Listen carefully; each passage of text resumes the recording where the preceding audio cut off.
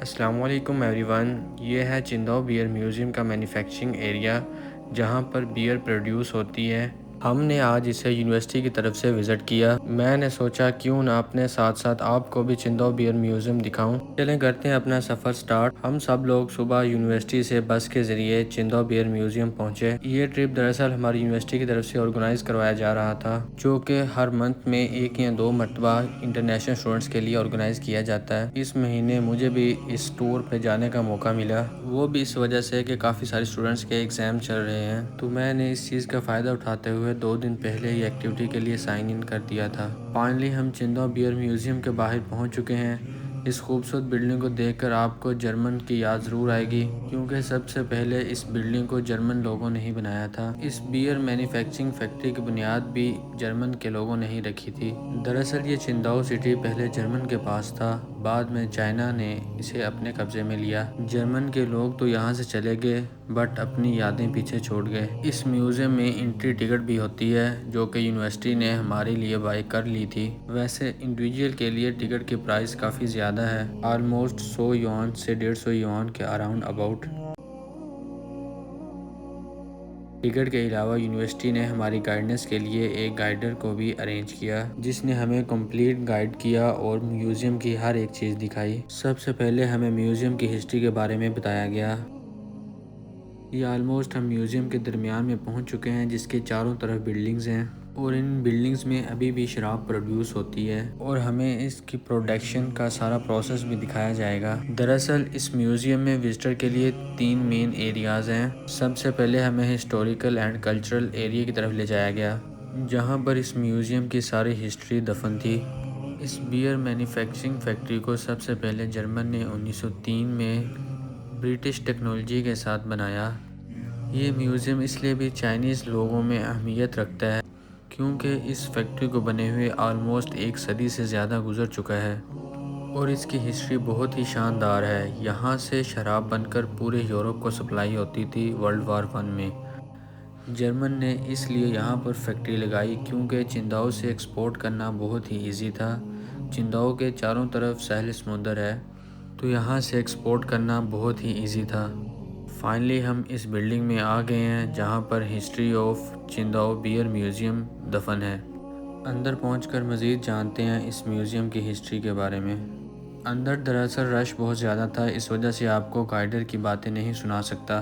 दरअसल वो भी हमें इस बोर्ड पर लिखी हुई स्टेटमेंट रीड कर कर सुना रही थी, जिनमें इस म्यूज़ियम की हिस्ट्री के बारे में लिखा गया है। ये सामने वॉल पर लगी हुई पिक्चर 1903 की है, जब फर्स्ट टाइम इस म्यूज़ियम को बनाया गया था, और ये स्टोरेज के लिए वो ड्रम है जो फर्स्ट टाइम जर्मन के लोगों ने यूज़ किए थे बियर को स्टोर करने के लिए। इस नक्शे को देखकर इस तरह लगता है जैसे आप आसमान से इस म्यूज़ियम को देख रहे होते हैं।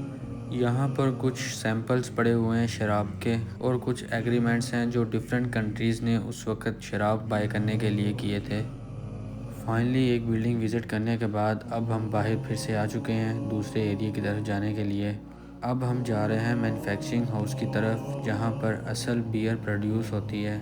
यहाँ पर कंप्लीट सेटअप मौजूद है जो 1903 में लगाया गया था, बट अब ये बंद है। सिर्फ विज़िटर को देखने के लिए मशीनरी मौजूद है, और मेरे ख्याल में लोग सारे पैसे इन मशीनरी को देखने के लिए ही पे करते हैं। अब इमेजिन करें कि उस दौर में 1903 में इस तरह की मशीनरी भी दुनिया में मौजूद थी। ये वो फ़िल्टर पंप था जिससे शराब को फ़िल्टर किया जाता था। ये वो टैंक्स हैं जो 1903 में लगाए गए थे, जिनमें शराब मैन्युफैक्चर की जाती थी, और अभी भी 3D प्रोसेस के ज़रिए दिखाया जा रहा है कि किस तरह शराब इन टैंकों में प्रोड्यूस होती थी। ये चीज़ें देखकर यकीन नहीं आ रहा कि दुनिया 1903 में भी इतनी तरक्की कर चुकी थी, और हमारे पाकिस्तान के हालात अभी भी देख लें, हम दुनिया से 100 साल पीछे चल रहे हैं। अल्लाह हमारे हुक्मरानों को हिदायत दे ताकि वो मुल्क की तरक्की में अपना कुछ किरदार अदा करें। इन टैंक्स में अभी भी शराब का रॉ मटेरियल पड़ा हुआ है जिससे शराब प्रोड्यूस होती थी। सबसे इम्पोर्टेंट चीज़ अब आपको मैं दिखाने जा रहा हूँ, जिसे देखकर मैं भी कल थोड़ा सा शौक हो गया था। ये है वो लैब जिसमें साइंटिस्ट ने शराब को टेस्ट किया था 1903 में, और इस लैब की वीडियो बनाना मना था। बट मैं पहले एक छोटा सा क्लिप रिकॉर्ड कर चुका था, इस वजह से इनके कहने पर मैंने बंद कर दी।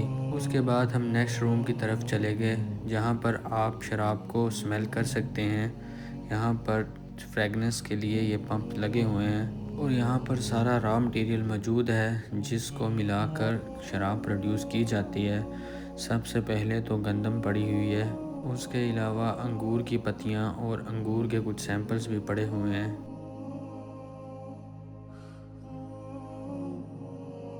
हमें नहीं पता कि इस बोर्ड पर चाइनीज़ में क्या लिखा हुआ है, बट चाइनीज़ पीपल बहुत ज़्यादा आकर इसके साथ सेल्फीज़ लेते हैं। फिर आपके भाई का भी हल्का सा दिल किया कि चले मैं भी सेल्फ़ी बनवा लेता हूँ इसके साथ। फिर हम एक्चुअल में 1903 वाली फैक्ट्री में इंटर हुए, जहाँ पर 3D इमेज के ज़रिए काम करते हुए साइंटिस्ट दिखाए जा रहे हैं। ये एक्चुअल में 3D इमेज के ज़रिए हमें दिखाया जा रहा है कि किस तरह साइंसदान उस वक़्त शराब को टेस्ट करते थे और प्रोडक्शन के प्रोसेस को रन करते थे। इसके बाद हम चले गए आगे, जहाँ पर 1903 वाले स्टोरेज टैंक्स पड़े हुए हैं जिन्हें अब यूज़ नहीं किया जाता, बस विजिटर्स के देखने के लिए रखे गए हैं। उसके बाद विजिटर को यहाँ पर शराब सर्व की जाती है जो कि फ्री ऑफ कॉस्ट होती है। ड्यू टू रिस्ट्रिक्शन इन इस्लाम हमने जस्ट पॉपकॉर्न लिए और आगे चल पड़े। ये भी कम्प्लीमेंट्री थे, बट हमारा एक सीनियर ये भी बॉस सर हैं जो कि इंडिया से हैं, वो शराब पी लेते हैं, तो हमने जस्ट उनके लिए एक गिलास उठा लिया। गिलास उठाकर हम सीधा पहुँचे ए बी भाई के पास और अपनी तरफ से हमने उन्हें ही एक गिलास गिफ्ट कर दिया। उसके बाद एहसन भाई ने भी ए बी बॉस को कंपनी दी, जो कि अकेले खड़े पीते अच्छे नहीं लग रहे थे। हल्का फुल्का हंसी मजाक करने के बाद हम चल पड़े आगे। यहाँ से फिर गाइडर हमें लेकर मेन मैन्युफैक्चरिंग एरिया की तरफ ले गई, जहाँ पर अभी भी शराब मैन्युफैक्चर हो रही थी। इस टनल से होते हुए हम पहुँचे नेक्स्ट मैन्युफैक्चरिंग प्लांट की तरफ, जो कि आज के जदीद दौर के तर्ज पर बना हुआ था। यहाँ पर आप शराब की पैकिंग और delivery her cheese step by step देखेंगे।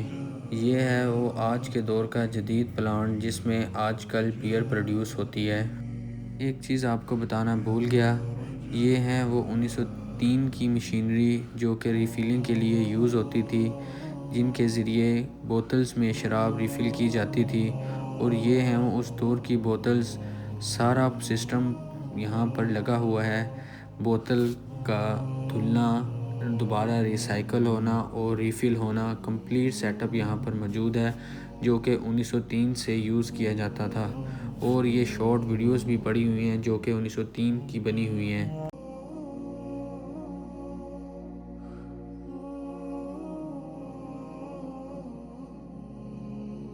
अब दोबारा आपको लेकर चलता हूँ मेन मैन्युफैक्चरिंग एरिया की तरफ, जो कि हम अब बेसमेंट से निकलकर ऊपर से प्लांट को देखेंगे। इस प्लांट को हम नीचे जाकर विज़िट नहीं कर सकते क्योंकि ये प्लांट वर्किंग है और यहाँ पर सिर्फ एम्प्लॉय को ही इजाज़त है। ये है वो आज के दौर का जदीद प्लांट जिसमें शराब प्रोड्यूस की जा रही है। ये आप देख सकते हैं कि कितनी मिकदार में शराब प्रोड्यूस हो रही है।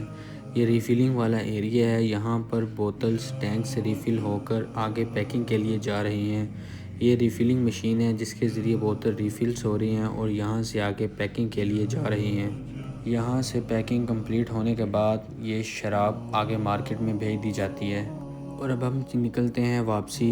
काफ़ी ज़्यादा थकावट हो चुकी है आज मैं दरअसल 2 और जगहों पर भी घूमा हूँ, जो कि आपको अगले व्लॉग में ज़रूर बताऊँगा और उन जगहों का अलग से व्लॉग बनाऊँगा। वो भी चिंदौकी की बहुत हिस्टोरिकल जगह हैं। नीचे आकर मैंने ड्रंक हाउस विज़िट किया, जिसमें इस तरह की फ़ीलिंग्स आती हैं जिस तरह इंसान ने ड्रिंक की हो, बट अल्हम्दुलिल्लाह मैं स्टेबल इस ड्रंक हाउस को क्रॉस कर गया।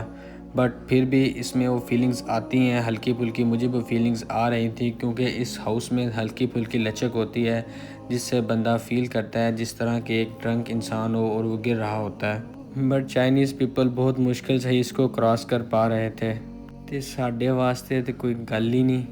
तो फाइनली यहाँ से बाहर निकलने के बाद मैं एग्ज़िट गेट की तरफ बढ़ा, जहाँ पर फिर से आपको ड्रिंक सर्व की जाती है। बट यहाँ पर मेरे पास ए बी बॉस नहीं थे, वरना उनके लिए मैं एक गिलास उठा लेता। यहाँ से मैं सीधा बाहर के लिए निकल गया। और वैसे भी यूनिवर्सिटी की तरफ से हमें 2-3 दफ़ा इन्फॉर्म कर दिया गया था कि जल्दी से बाहर एग्ज़िट गेट पर पहुँचें। तो फाइनली मैं एग्ज़िट गेट पर पहुँच चुका हूँ। यहीं तक था आज का हमारा व्लॉग। आपको चिंदो बियर म्यूज़ियम पूरा विज़िट करवाया। मिलते हैं आपको अगली व्लॉग में, तब तक के लिए अल्लाह हाफिज़, अपना ख्याल रखिएगा।